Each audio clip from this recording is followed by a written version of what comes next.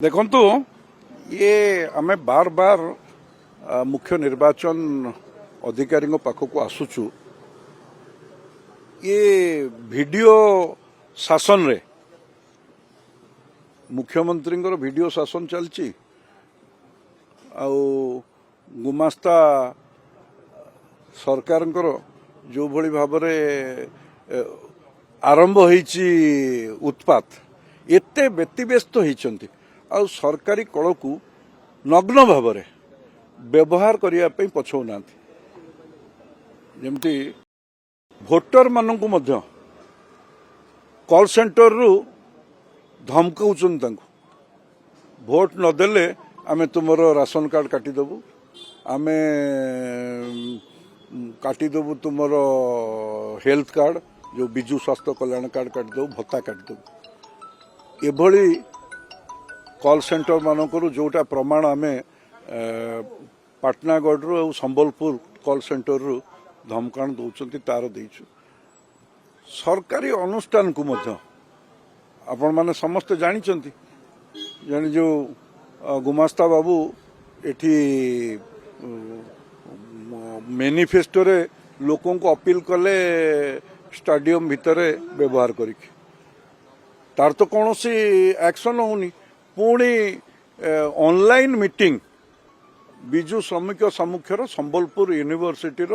auditorium भितर सेठी physically उपस्थित रहिले संबलपुर विधायक प्रार्थी आउ विजु श्रमिक सम्मुखर जे सभापति अच्छा कटक मेयर सी जाए सेठी उपस्थित रहिले लोक 500-700 रहिले श्रमिक ना रे ऑनलाइन मीटिंग है यूनिवर्सिटी कैंपस भितर किए से परमिशन दौची कौ भली भाव बिना परमिशन रे जो साहस करुछंती ये तो लेवल प्लेइंग रो कथा अछि एथिरे अबाध निरपेक्ष निर्वाचन हबो आमको भी से सुजोग दियो तुमे आमको ए खरा दिन रे